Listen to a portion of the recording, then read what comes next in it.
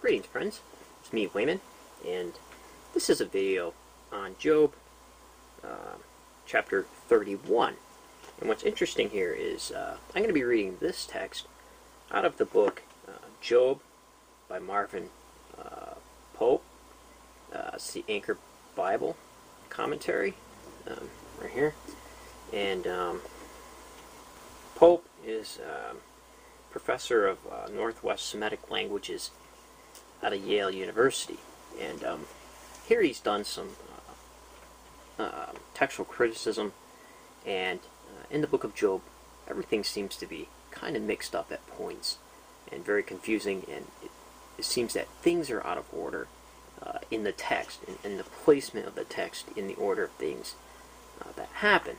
So scholars sometimes try to reconstruct where things may have been or should be, and they do that based on sometimes themes and language usage and such.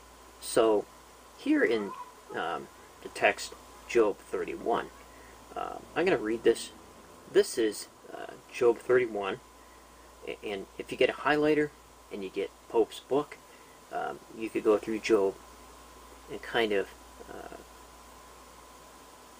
highlight these formats and the placement, so you can just read it, and it's pretty neat to see. It's pretty neat to see some of these hypotheses about this.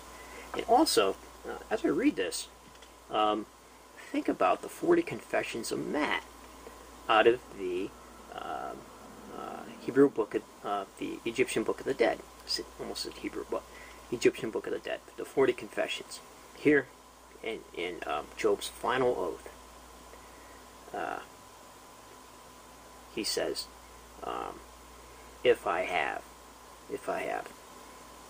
So he's asking, and it's almost like saying, I have not. So here he puts it to the divine and to his friends, a final oath. And surely now, the divine must respond. So here's 31, and this text, as I said before, is kind of unscrambled to Pope's hypothesis on how it should be. It's 31, 1 to 8, then 38 to 40b, then verses 9 to 14, then verse 23, then verses 15 to 22, then verses 24 to 37, and then verse 40c. So he has all this in order in his book, and I'm going to read this. I put a band on my eyes that I would not look upon folly. What is God's allotment from above? Shaddai's heritage from on high? Is it not disaster for evil? Woe for the workers of wickedness? Does he not see my way, count all my steps? If I have walked towards vanity, my foot hustled to deceit, let him weigh me in the just scales, and let God know my innocence. If my steps have strayed from the way, or my heart followed my eyes, or spot stuck to my hands, may I sow another eat, and my offspring be uprooted?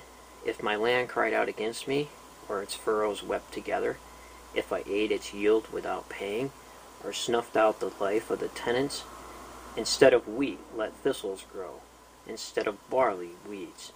If my heart has been lured by a woman, if I lurked at my neighbor's door, let my wife grind for another, and others bend over her. For that were lionesses and criminal iniquity, a fire that devours to perdition, destroying all my income. If I have despised the claim of my slave, or my slave girl, when they complained, what could I do if God should arise, or answer if he took me to task? For God's calamity is a dread to me, if I could not withstand its terror. Did not he who made me in the belly make him? The same one fashioned us in the womb, if I refused any need of the poor, or made the widow's eye to pine, while I ate my food alone, and the orphan shared none of it, nay, from my mouth I reared him like a father, from infancy I guarded her.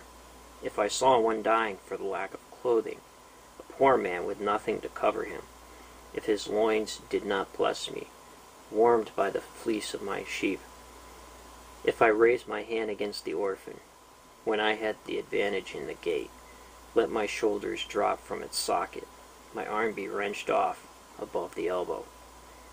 If I put my confidence in gold, called fine gold, security, if I gloated when my wealth was great, when my hand had acquired riches, if I looked at the lightning or the moon marching in splendor, and my mind was secretly seduced, and my hand kissed my mouth, that were the precious sin. I had betrayed God on high. If I rejoiced at my foe's misfortune, exulted when trouble befell him, or let my mouth offend, seeking his life with a curse. If males of my household ever said, "Oh, that we might state ourselves with his flesh," the stranger did not sleep in the street. My door I opened to the traveler. If I hid my transgressions like Adam, concealing my guilt in a covert, though I feared the rabble clamor, and the scorn of the clan terrified me, I brought no man out the door. Oh, that someone would listen to me. Behold my signature, let Shaddai answer me. Let my opponent write a document I would wear on my shoulder, and would bind it on like a crown, and I would tell him the number of my steps. I would approach him like a prince. Job's words are ended. So that's pretty fascinating. Here, the clamoring at the door, we have ideas that harken back to possibly Sodom and Gomorrah, and also in Judges, I believe 18, and also the idea of the transgressions of Adam, which is fascinating. So take a look at that, and take a look at the confessions, the 40 confessions of Matt, like I stated previously, in the Egyptian Book of the Dead, of sin that they have not committed. You say, I have not done this, I have not done that. Here Job is saying almost the same things. So take care, friends. Hopefully you enjoyed that. Be well, and remember, if everybody's thinking alike, then somebody isn't thinking.